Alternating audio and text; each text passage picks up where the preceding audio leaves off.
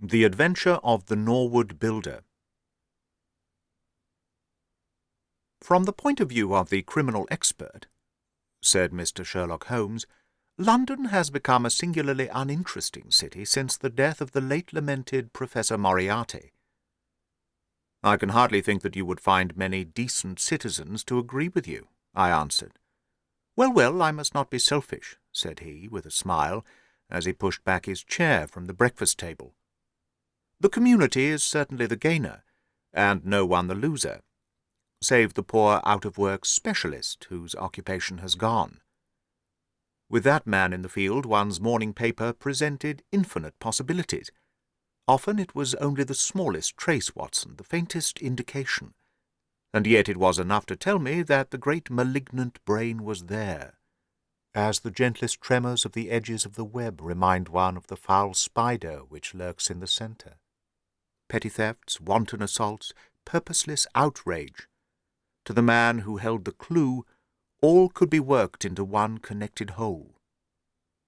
To the scientific student of the higher criminal world, no capital in Europe offered the advantages which London then possessed.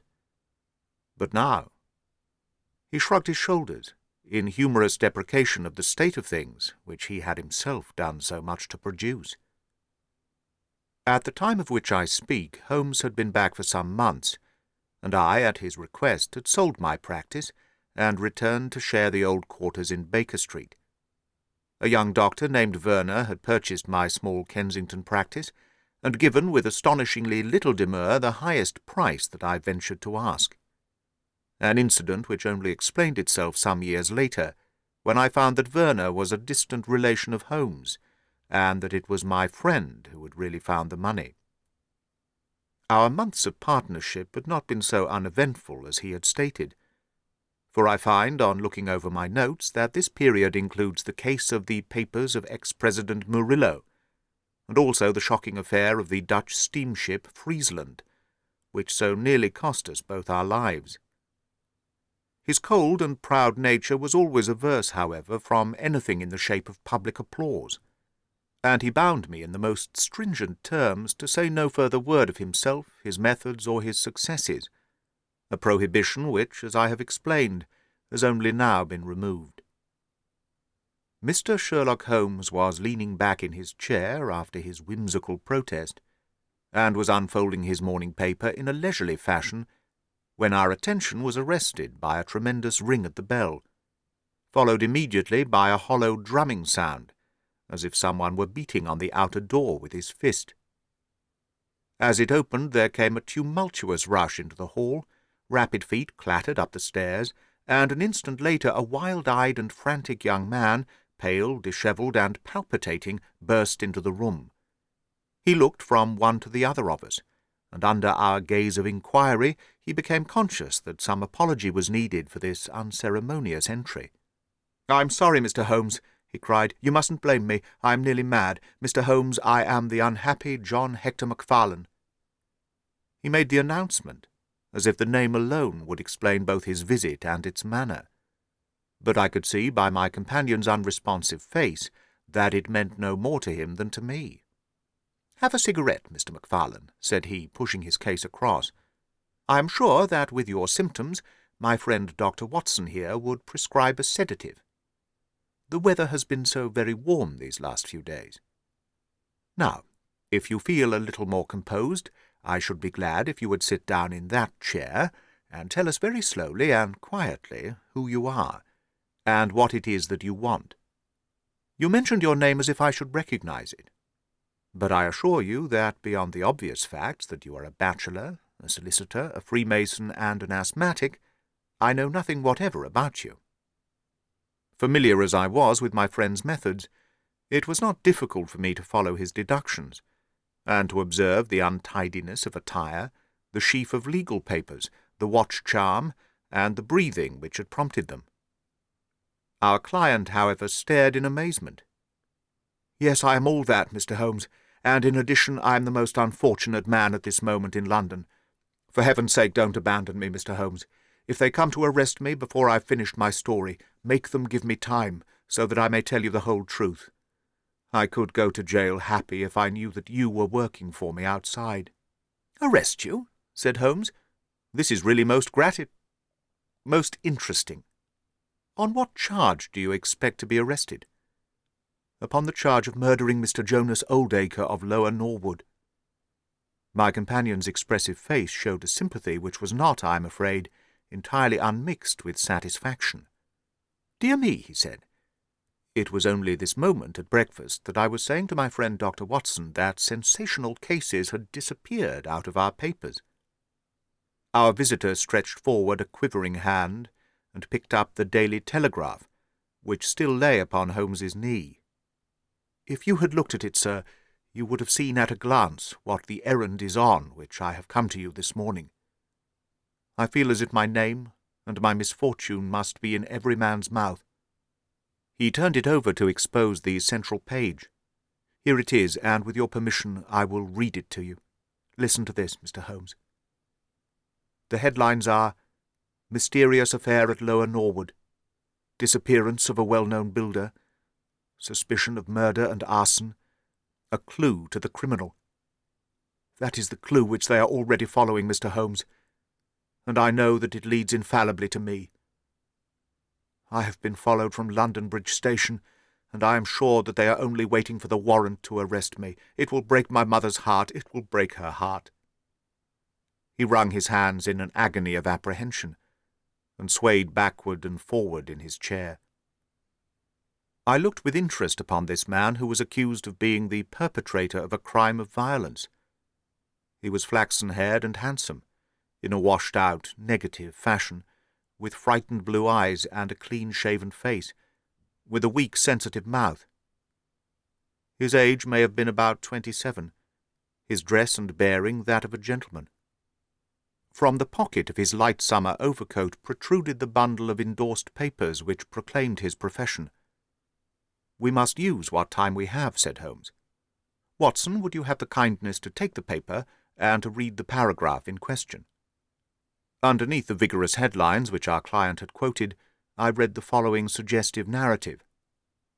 "Late last night or early this morning, an incident occurred at Lower Norwood which points, it is feared, to a serious crime. Mr. Jonas Oldacre is a well-known resident of that suburb, where he has carried on his business as a builder for many years. Mr. Oldacre is a bachelor, 52 years of age, and lives in Deepdean House, at the Sydenham end of the road of that name. He has had the reputation of being a man of eccentric habits, secretive and retiring. For some years he has practically withdrawn from the business, in which he is said to have amassed considerable wealth. A small timber yard still exists, however, at the back of the house, and last night, about 12 o'clock, an alarm was given that one of the stacks was on fire. The engines were soon upon the spot, but the dry wood burned with great fury, and it was impossible to arrest the conflagration until the stack had been entirely consumed.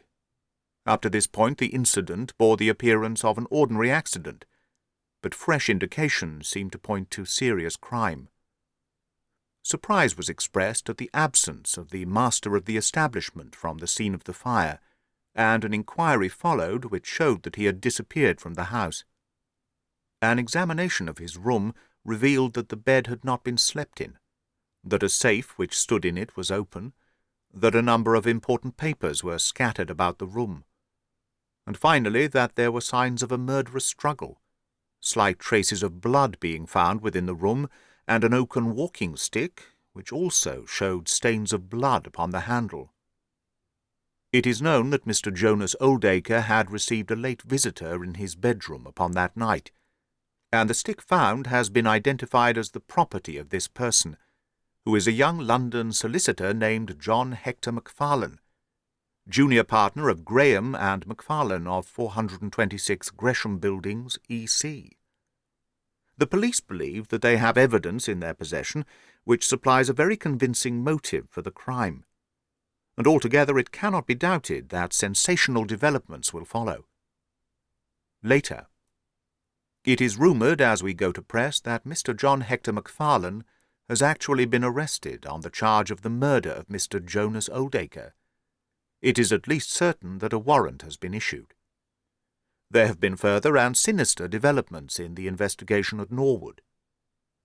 Besides the signs of a struggle in the room of the unfortunate builder, it is now known that the French windows of his bedroom, which is on the ground floor, were found to be open, that there were marks as if some bulky object had been dragged across to the woodpile, and finally it is asserted that charred remains have been found among the charcoal ashes of the fire. The police theory is that a most sensational crime has been committed, that the victim was clubbed to death in his own bedroom, his papers rifled, and his dead body dragged across to the woodstack, which was then ignited so as to hide all traces of the crime.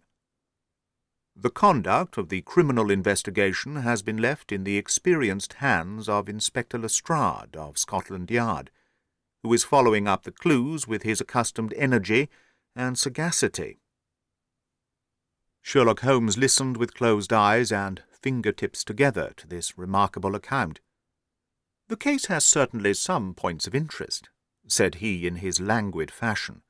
"May I ask, in the first place, Mr. McFarlane, how it is that you are still at liberty, since there appears to be enough evidence to justify your arrest?"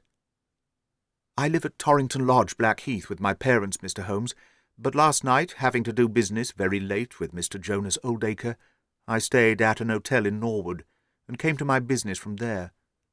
I knew nothing of this affair until I was in the train, when I read what you have just heard. I at once saw the horrible danger of my position, and I hurried to put the case into your hands. I have no doubt that I should have been arrested either at my city office or at my home. A man followed me from London Bridge Station, and I have no doubt— Great heaven, what is that?" It was a clang of the bell, followed instantly by heavy steps upon the stair. A moment later our old friend Lestrade appeared in the doorway. Over his shoulder I caught a glimpse of one or two uniformed policemen outside. "Mr. John Hector McFarlane," said Lestrade. Our unfortunate client rose with a ghastly face. "I arrest you for the wilful murder of Mr. Jonas Oldacre, of Lower Norwood." Mr. McFarlane turned to us with a gesture of despair, and sank into his chair once more like one who is crushed. "One moment, Lestrade," said Holmes. "Half an hour, more or less, can make no difference to you, and the gentleman was about to give us an account of this very interesting affair, which might aid us in clearing it up." "I think there will be no difficulty in clearing it up," said Lestrade grimly. "None the less, with your permission, I should be much interested to hear his account." "Well, Mr. Holmes, it is difficult for me to refuse you anything, for you have been of use to the force once or twice in the past, and we owe you a good turn at Scotland Yard," said Lestrade. "At the same time, I must remain with my prisoner, and I am bound to warn him that anything he may say will appear in evidence against him." "I wish nothing better," said our client. "All I ask is that you should hear and recognize the absolute truth." Lestrade looked at his watch. "I'll give you half an hour," said he. "I must explain first," said McFarlane, "that I knew nothing of Mr. Jonas Oldacre. His name was familiar to me, for many years ago my parents were acquainted with him, but they drifted apart. I was very much surprised, therefore, when yesterday, about 3 o'clock in the afternoon, he walked into my office in the city, but I was still more astonished when he told me the object of his visit. He had in his hand several sheets of a notebook covered with scribbled writing. Here they are, and he laid them on my table. "Here is my will," said he. "I want you, Mr. McFarlane, to cast it into proper legal shape. I will sit here while you do so." I set myself to copy it, and you can imagine my astonishment when I found that, with some reservations, he had left all his property to me. He was a strange little ferret-like man with white eyelashes, and when I looked up at him I found his keen grey eyes fixed upon me with an amused expression. I could hardly believe my own as I read the terms of the will, but he explained that he was a bachelor with hardly any living relation, that he had known my parents in his youth, and that he had always heard of me as a very deserving young man, and was assured that his money would be in worthy hands. Of course I could only stammer out my thanks. The will was duly finished, signed, and witnessed by my clerk. This is it on the blue paper, and these slips, as I have explained, are the rough draft. Mr. Jonas Oldacre then informed me that there were a number of documents, building leases, title deeds, mortgages, scrip, and so forth, which it was necessary that I should see and understand. He said that his mind would not be easy until the whole thing was settled, and he begged me to come out to his house at Norwood that night, bringing the will with me, and to arrange matters. Remember, my boy, not one word to your parents about the affair until everything is settled. We will keep it as a little surprise for them. He was very insistent upon this point, and made me promise it faithfully. You can imagine, Mr. Holmes, that I was not in a humour to refuse him anything that he might ask. He was my benefactor, and all my desire was to carry out his wishes in every particular. I sent a telegram home, therefore, to say that I had important business on hand, and that it was impossible for me to say how late I might be.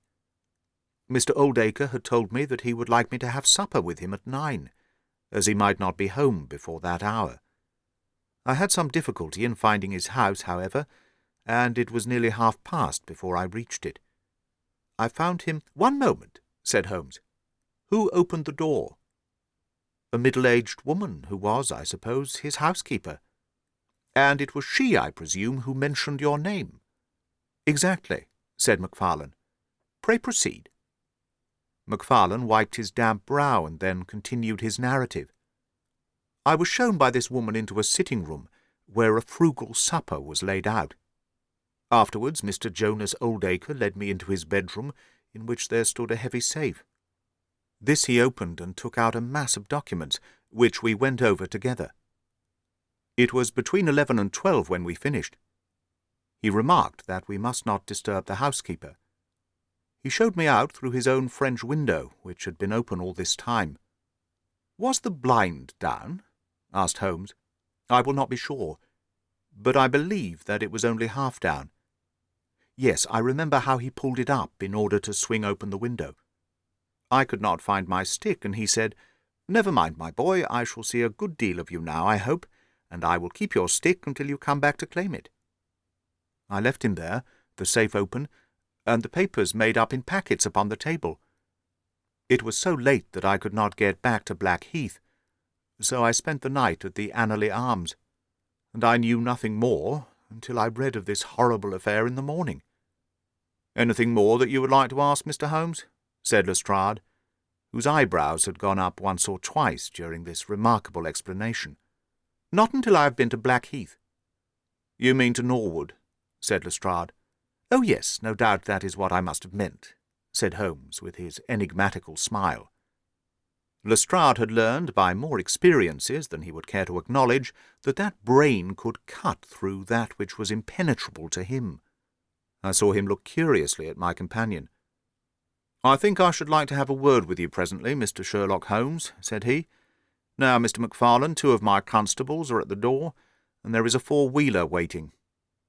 The wretched young man arose, and with a last beseeching glance at us, walked from the room. The officers conducted him to the cab, but Lestrade remained. Holmes had picked up the pages which formed the rough draft of the will, and was looking at them with the keenest interest upon his face. "There are some points about that document, Lestrade, are there not?" said he, pushing them over. The official looked at them with a puzzled expression. "I can read the first few lines, and these in the middle of the second page, and 1 or 2 at the end. These are as clear as print," said he. "But the writing in between is very bad, and there are 3 places where I cannot read it at all." "What do you make of that?" said Holmes. "Well, what do you make of it?" "That it was written in a train. The good writing represents stations, the bad writing movement, and the very bad writing passing over points. A scientific expert would pronounce at once that this was drawn up on a suburban line, since nowhere, save in the immediate vicinity of a great city, could there be so quick a succession of points. Granting that this whole journey was occupied in drawing up the will, then the train was an express, only stopping once between Norwood and London Bridge." Lestrade began to laugh. "You are too many for me when you begin to get on your theories, Mr. Holmes," said he. "How does this bear on the case?"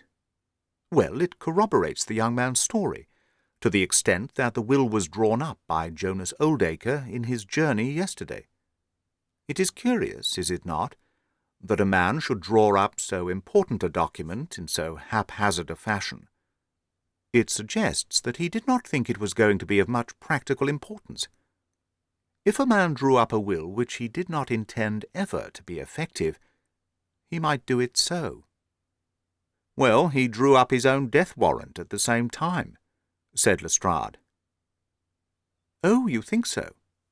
Don't you? Well, it is quite possible, but the case is not clear to me yet." "Not clear? Well, if that isn't clear, what could be clear? Here is a young man who learns suddenly that, if a certain older man dies, he will succeed to a fortune. What does he do? He says nothing to anyone, but he arranges that he shall go out on some pretext to see his client that night. He waits until the only other person in the house is in bed, and then, in the solitude of the man's room, he murders him, burns his body in the woodpile, and departs to a neighbouring hotel. The blood-stains in the room and also on the stick are very slight. It is probable that he imagined his crime to be a bloodless one, and hoped that if the body were consumed it would hide all traces of the method of his death, traces which, for some reason, must have pointed to him. Is not all this obvious?" "It strikes me, my good Lestrade, as being just a trifle too obvious," said Holmes. "You do not add imagination to your other great qualities. But if you could for one moment put yourself in the place of this young man, would you choose the very night after the will had been made to commit your crime? Would it not seem dangerous to you to make so very close a relation between the two incidents? Again, would you choose an occasion when you are known to be in the house, when a servant has let you in? And finally, would you take the great pains to conceal the body and yet leave your own stick as a sign that you were the criminal? Confess, Lestrade, that all this is very unlikely." "As to the stick, Mr. Holmes, you know as well as I do that a criminal is often flurried, and does such things, which a cool man would avoid. He was very likely afraid to go back to the room. Give me another theory that would fit the facts." "I could very easily give you half a dozen," said Holmes. "Here, for example, is a very possible and even probable one. I make you a free present of it. The older man is showing documents which are of evident value. A passing tramp sees them through the window, the blind of which is only half down. Exit the solicitor, enter the tramp. He seizes a stick, which he observes there, kills Oldacre, and departs, after burning the body. Why should the tramp burn the body? For the matter of that, why should McFarlane? To hide some evidence.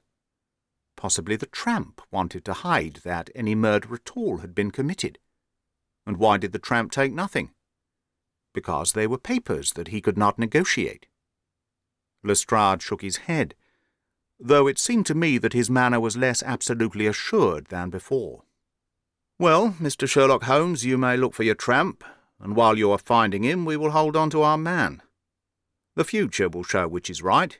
Just notice this point, Mr. Holmes, that so far as we know none of the papers were removed, and that the prisoner is the one man in the world who had no reason for removing them, since he was the heir at law and would come into them in any case." My friend seemed struck by this remark. "I don't mean to deny that the evidence is in some ways very strongly in favour of your theory," said he. "I only wish to point out that there are other theories possible. As you say, the future will decide. Good morning. I dare say that in the course of the day I shall drop in at Norwood and see how you're getting on." When the detective departed, my friend rose and made his preparations for the day's work, with the alert air of a man who has a congenial task before him. "My first movement, Watson," said he, as he bustled into his frock-coat, "must, as I said, be in the direction of Blackheath." "And why not Norwood?" "Because we have in this case one singular incident coming close to the heels of another singular incident." The police are making the mistake of concentrating their attention upon the second, because it happens to be the one which is actually criminal. But it is evident to me that the logical way to approach the case is to begin by trying to throw some light upon the first incident, the curious will so suddenly made, and to so unexpected an heir. It may do something to simplify what followed. No, my dear fellow, I don't think you can help me. There is no prospect of danger, or I should not dream of stirring out without you. I trust that when I see you in the evening, I will be able to report that I have been able to do something for this unfortunate youngster, who has thrown himself upon my protection." It was late when my friend returned, and I could see by a glance at his haggard and anxious face that the high hopes with which he had started had not been fulfilled. For an hour he droned away upon his violin, endeavouring to soothe his own ruffled spirits. At last he flung down the instrument and plunged into a detailed account of his misadventures. "It's all going wrong, Watson. All as wrong as it can go. I kept a bold face before Lestrade, but upon my soul I believe that for once the fellow is on the right track, and we are on the wrong. All my instincts are one way, and all the facts are the other, and I much fear that British juries have not yet attained that pitch of intelligence when they will give the preference to my theories over Lestrade's facts." "Did you go to Blackheath?" "Yes, Watson. I went there, and I found very quickly that the late lamented Oldacre was a pretty considerable blackguard. The father was away in search of his son. The mother was at home, a little fluffy, blue-eyed person, in a tremor of fear and indignation. Of course, she would not admit even the possibility of his guilt, but she would not express either surprise or regret over the fate of Oldacre. On the contrary, she spoke of him with such bitterness that she was unconsciously considerably strengthening the case of the police, for of course, if her son had heard her speak of the man in this fashion, it would predispose him towards hatred and violence. "He was more like a malignant and cunning ape than a human being," said she, "and he always was, ever since he was a young man." "You knew him at that time?" said I. "Yes, I knew him well. In fact, he was an old suitor of mine. Thank heaven that I had the sense to turn away from him, and to marry a better, if poorer, man.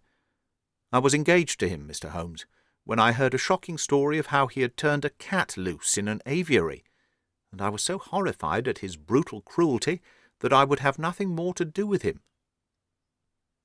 She rummaged in a bureau, and presently she produced a photograph of a woman shamefully defaced and mutilated with a knife. "That is my own photograph," she said. "He sent it to me in that state, with his curse, upon my wedding morning."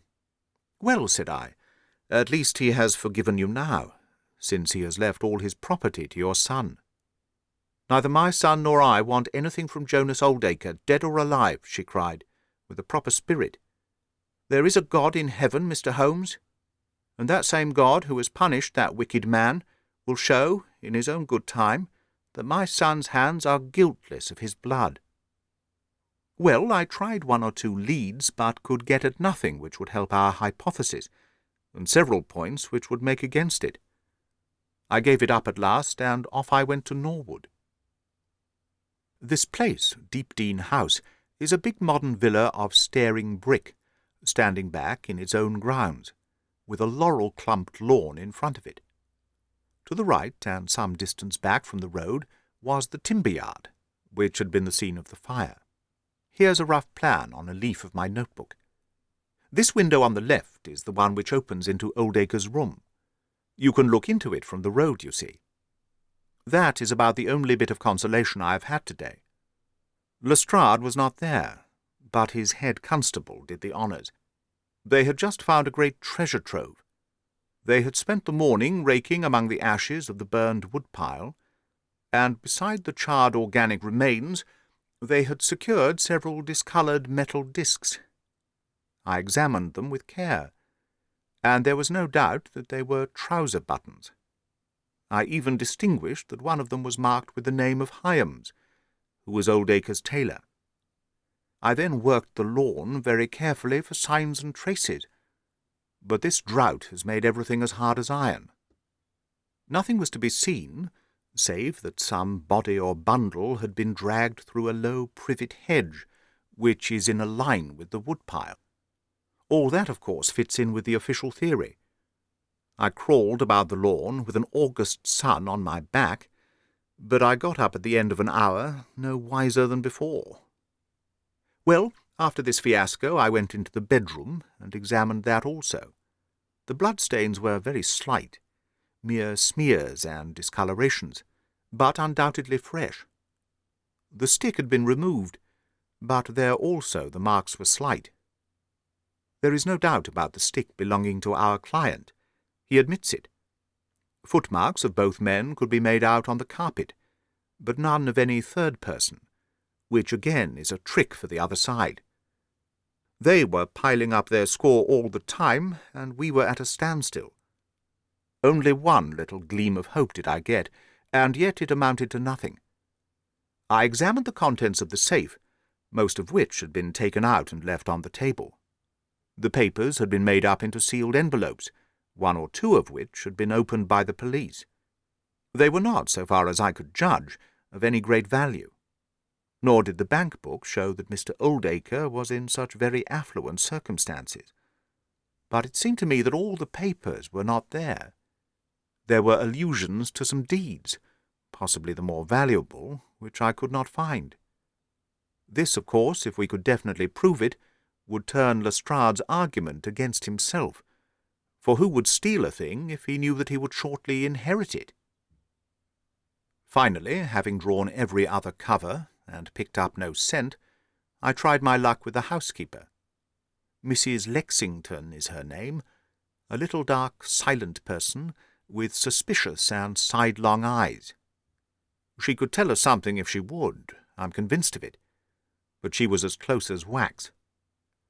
Yes, she had let Mr. McFarlane in at 9:30. She wished her hand had withered before she had done so. She had gone to bed at 10:30. Her room was at the other end of the house, and she could hear nothing of what had passed. Mr. McFarlane had left his hat, and, to the best of her belief, his stick in the hall. She had been awakened by the alarm of fire. Her poor dear master had certainly been murdered. Had he any enemies? Well, every man had enemies, but Mr. Oldacre kept himself very much to himself, and only met people in the way of business. She had seen the buttons, and was sure that they belonged to the clothes which he had worn last night. The woodpile was very dry, for it had not rained for a month. It burned like tinder, and by the time she reached the spot, nothing could be seen but flames. She and all the firemen smelled the burned flesh from inside it. She knew nothing of the papers, nor of Mr. Oldacre's private affairs. So, my dear Watson, there's my report of a failure. And yet,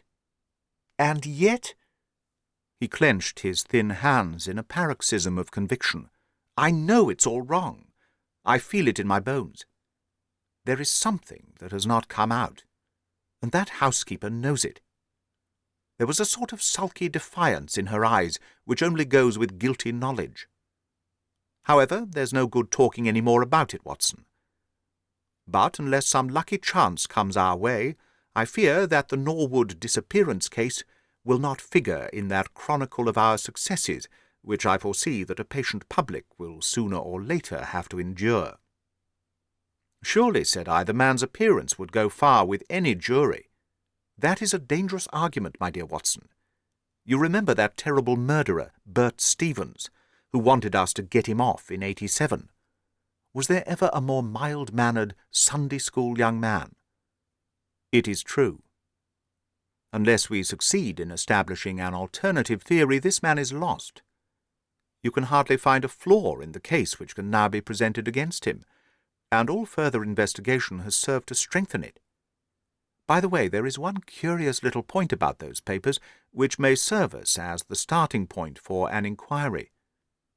On looking over the bank book, I found that the low state of the balance was principally due to large cheques which have been made out during the last year to Mr. Cornelius.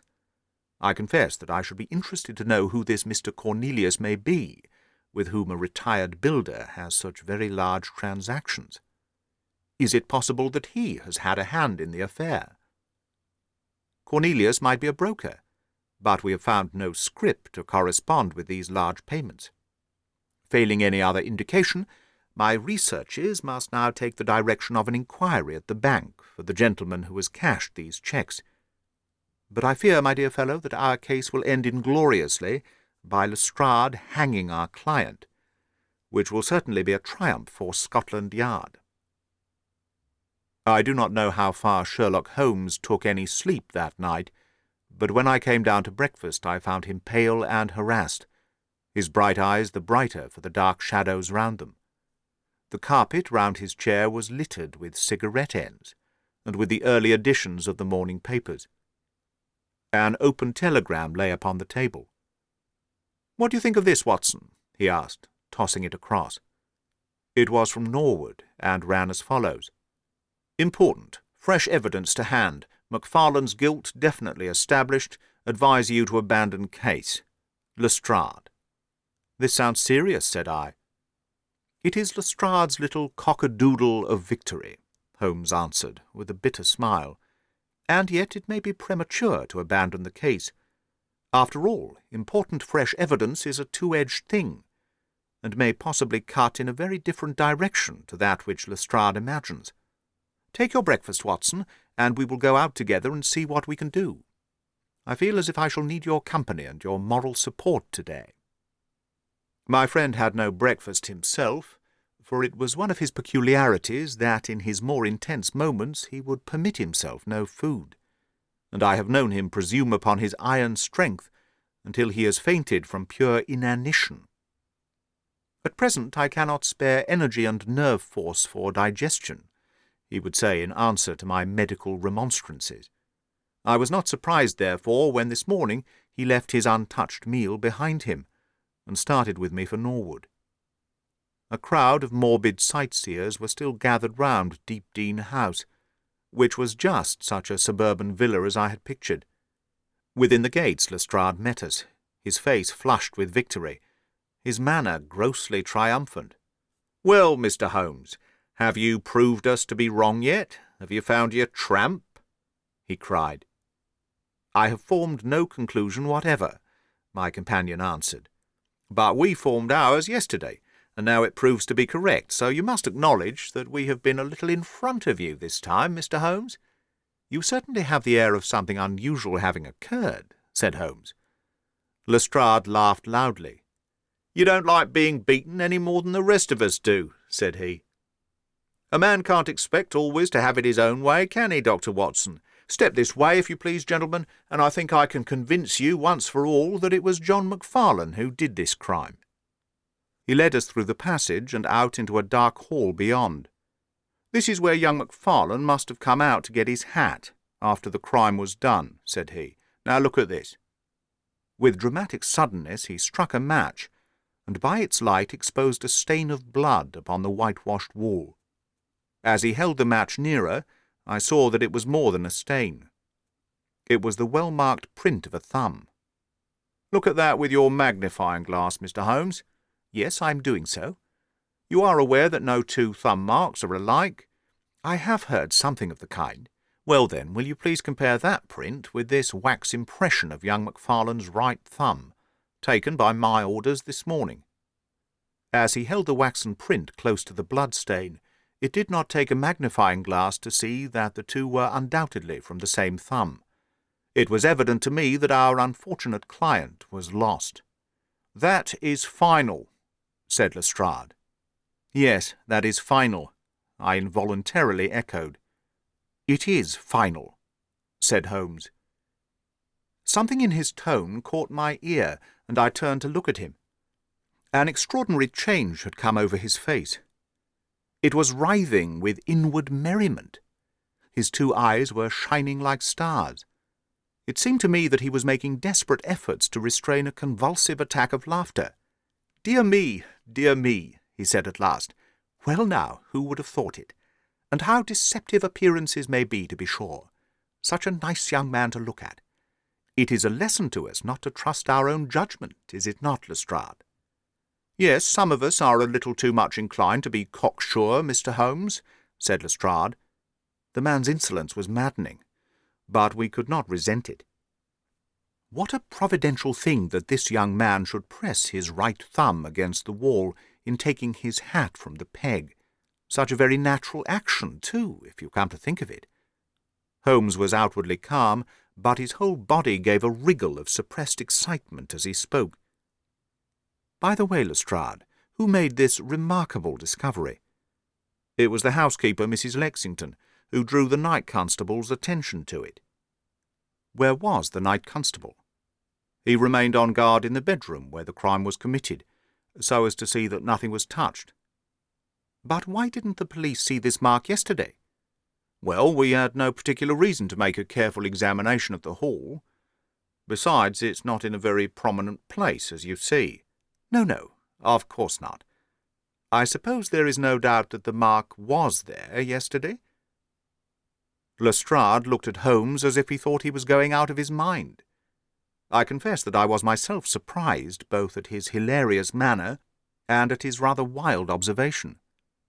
I don't know whether you think that McFarlane came out of jail in the dead of night in order to strengthen the evidence against himself, said Lestrade. I leave it to any expert in the world whether that is not the mark of his thumb. It is unquestionably the mark of his thumb. There, that's enough, said Lestrade. I am a practical man, Mr. Holmes, and when I've got my evidence I come to my conclusions. If you have anything to say, you will find me writing my report in the sitting-room. Holmes had recovered his equanimity, though I still seemed to detect gleams of amusement in his expression. "Dear me, this is a very sad development, Watson, is it not?" said he. "And yet there are singular points about it which hold out some hopes for our client." "I'm delighted to hear it," said I, heartily. "I was afraid it was all up with him." "I would hardly go so far as to say that, my dear Watson. The fact is that there is one really serious flaw in this evidence, to which our friend attaches so much importance." "Indeed, Holmes, what is it?" "Only this, that I know that that mark was not there when I examined the hall yesterday.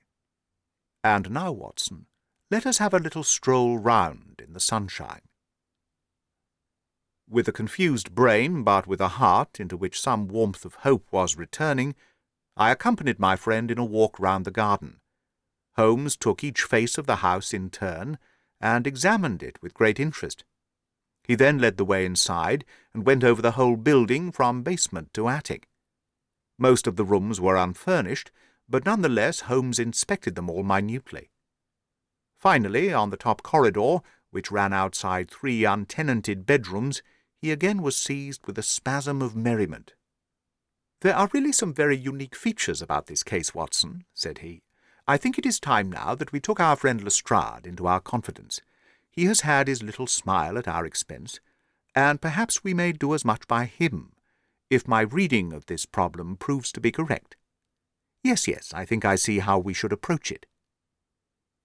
The Scotland Yard inspector was still writing in the parlour, when Holmes interrupted him. "I understand that you were writing a report of this case," said he. "So I am." "Don't you think it may be a little premature? I can't help thinking that your evidence is not complete." Lestrade knew my friend too well to disregard his words. He laid down his pen and looked curiously at him. "What do you mean, Mr. Holmes?" "Only that there is an important witness whom you have not seen." "Can you produce him?" "I think I can." "Then do so." "I will do my best. How many constables have you?" "There are 3 within call." "Excellent," said Holmes. "May I ask if they are all large, able-bodied men with powerful voices?" "I have no doubt they are, though I fail to see what their voices have to do with it." "Perhaps I can help you to see that, and 1 or 2 other things as well," said Holmes. "Kindly summon your men, and I will try." 5 minutes later, 3 policemen had assembled in the hall. "In the outhouse you will find a considerable quantity of straw," said Holmes. "I will ask you to carry in 2 bundles of it." I think it will be of the greatest assistance in producing the witness whom I require. Thank you very much. I believe you have some matches in your pocket, Watson. Now, Mr. Lestrade, I will ask you all to accompany me to the top landing. As I have said, there was a broad corridor there, which ran outside 3 empty bedrooms. At one end of the corridor we were all marshalled by Sherlock Holmes, the constables grinning, and Lestrade staring at my friend with amazement, expectation, and derision chasing each other across his features. Holmes stood before us with the air of a conjurer who is performing a trick. "Would you kindly send one of your constables for 2 buckets of water? Put the straw on the floor here, free from the wall on either side. Now I think that we are all ready." Lestrade's face had begun to grow red and angry. "I don't know whether you're playing a game with us, Mr. Sherlock Holmes," said he. "If you know anything, you can surely say it without all this tomfoolery." "I assure you, my good Lestrade, that I have an excellent reason for everything that I do. You may possibly remember that you chaffed me a little some hours ago when the sun seemed on your side of the hedge, so you must not grudge me a little pomp and ceremony now. Might I ask you, Watson, to open that window and then to put a match to the edge of the straw?" I did so, and, driven by the draught, a coil of grey smoke swirled down the corridor, while the dry straw crackled and flamed. "Now we must see if we can find this witness for you, Lestrade. Might I ask you all to join in the cry of 'Fire'? Now then, 1, 2, 3, fire!" We all yelled. "Thank you. I will trouble you once again. Fire!" "Just once more, gentlemen, and all together. Fire!" The shout must have rung over Norwood. It had hardly died away when an amazing thing happened. A door suddenly flew open out of what appeared to be solid wall at the end of the corridor, and a little wizened man darted out of it, like a rabbit out of its burrow. "Capital," said Holmes calmly. "Watson, a bucket of water over the straw. That will do. Lestrade, allow me to present you with your principal missing witness, Mr. Jonas Oldacre." The detective stared at the newcomer with blank amazement. The latter was blinking in the bright light of the corridor and peering at us and at the smouldering fire. It was an odious face, crafty, vicious, malignant, with shifty light grey eyes and white lashes. "What's this, then?" said Lestrade at last. "What have you been doing all this time, eh?" Oldacre gave an uneasy laugh, shrinking back from the furious red face of the angry detective. "I have done no harm." "No harm? You've done your best to get an innocent man hanged. If it wasn't for this gentleman here, I'm not sure that you would not have succeeded." The wretched creature began to whimper. "I am sure, sir, it was only my practical joke." "Oh, a joke, was it? You won't find the laugh on your side, I promise you.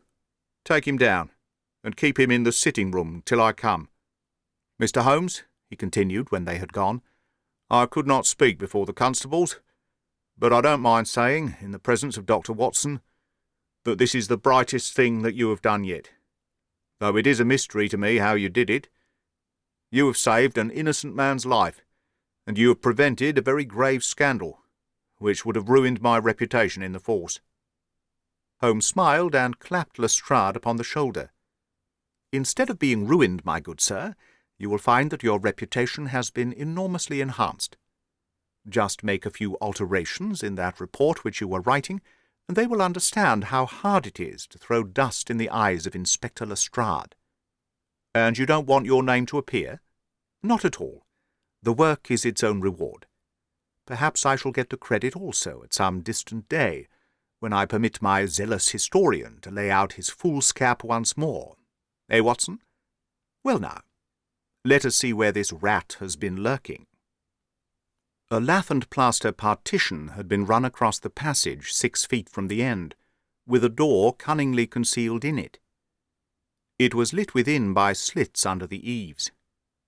A few articles of furniture and a supply of food and water were within, together with a number of books and papers. "There's the advantage of being a builder," said Holmes as we came out. He was able to fix up his own little hiding-place without any confederate, save, of course, that precious housekeeper of his, whom I should lose no time in adding to your bag, Lestrade. I'll take your advice. But how did you know of this place, Mr. Holmes? I made up my mind that the fellow was in hiding in the house. When I paced one corridor, and found it 6 feet shorter than the corresponding one below, it was pretty clear where he was. I thought he had not the nerve to lie quiet before an alarm of fire. We could, of course, have gone in and taken him, but it amused me to make him reveal himself. Besides, I owed you a little mystification, Lestrade, for your chaff in the morning. Well, sir, you certainly got equal with me on that. But how in the world did you know that he was in the house at all? The thumb mark, Lestrade. You said it was final, and so it was, in a very different sense. I knew it had not been there the day before. I pay a good deal of attention to matters of detail, as you may have observed, and I had examined the hall and was sure that the wall was clear. Therefore it had been put on during the night. But how? Very simply. When those packets were sealed up, Jonas Oldacre got McFarlane to secure one of the seals by putting his thumb upon the soft wax. It would be done so quickly and so naturally that I dare say the young man himself has no recollection of it.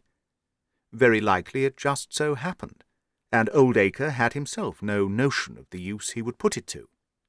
Brooding over the case in that den of his, it suddenly struck him what absolutely damning evidence he could make against McFarlane by using that thumb mark.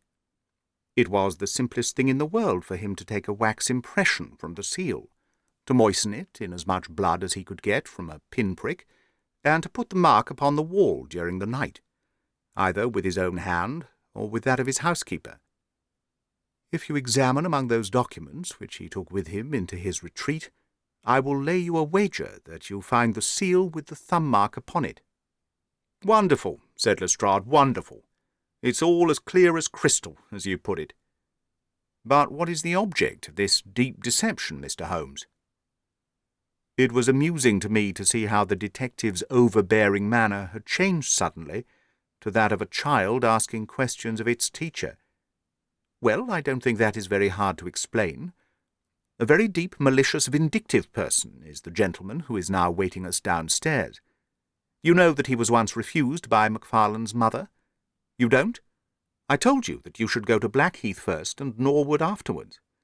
Well, this injury, as he would consider it, has rankled in his wicked, scheming brain, and all his life he has longed for vengeance, but never seen his chance. During the last year or two things have gone against him, secret speculation, I think, and he finds himself in a bad way. He determines to swindle his creditors, and for this purpose he pays large cheques to a certain Mr. Cornelius, who is, I imagine, himself under another name. I have not traced these cheques yet, but I have no doubt that they were banked under that name at some provincial town where Oldacre from time to time led a double existence. He intended to change his name altogether, draw this money, and vanish, starting life again elsewhere. Well, that's likely enough. It would strike him that in disappearing he might throw all pursuit off his track, and at the same time have an ample and crushing revenge upon his old sweetheart, if he could give the impression that he had been murdered by her only child. It was a masterpiece of villainy, and he carried it out like a master. The idea of the will, which would give an obvious motive for the crime, the secret visit unknown to his own parents, the retention of the stick, the blood, and the animal remains and buttons in the woodpile, all were admirable. It was a net from which it seemed to me a few hours ago that there was no possible escape. But he had not that supreme gift of the artist, the knowledge of when to stop. He wished to improve that which was already perfect, to draw the rope tighter yet round the neck of his unfortunate victim. And so he ruined all. Let us descend, Lestrade. There are just one or two questions that I would ask him. The malignant creature was seated in his own parlour, with a policeman upon each side of him. It was a good joke, my good sir, a practical joke, nothing more. he whined incessantly. "I assure you, sir, that I simply concealed myself in order to see the effect of my disappearance, and I am sure that you would not be so unjust as to imagine that I would have allowed any harm to befall poor young Mr. McFarlane." "That's for a jury to decide," said Lestrade. "Anyhow, we shall have you on a charge of conspiracy, if not for attempted murder. And you'll probably find that your creditors will impound the banking account of Mr. Cornelius," said Holmes. The little man started and turned his malignant eyes upon my friend. "I have to thank you for a good deal," said he. "Perhaps I'll pay my debt some day." Holmes smiled indulgently. "I fancy that, for some few years, you will find your time very fully occupied," said he. "By the way, what was it you put into the woodpile besides your old trousers? A dead dog, or rabbits, or what?" "You won't tell me? Dear me, how very unkind of you. Well, I dare say that a couple of rabbits would account both for the blood and for the charred ashes. If ever you write an account, Watson, you can make rabbits serve your turn.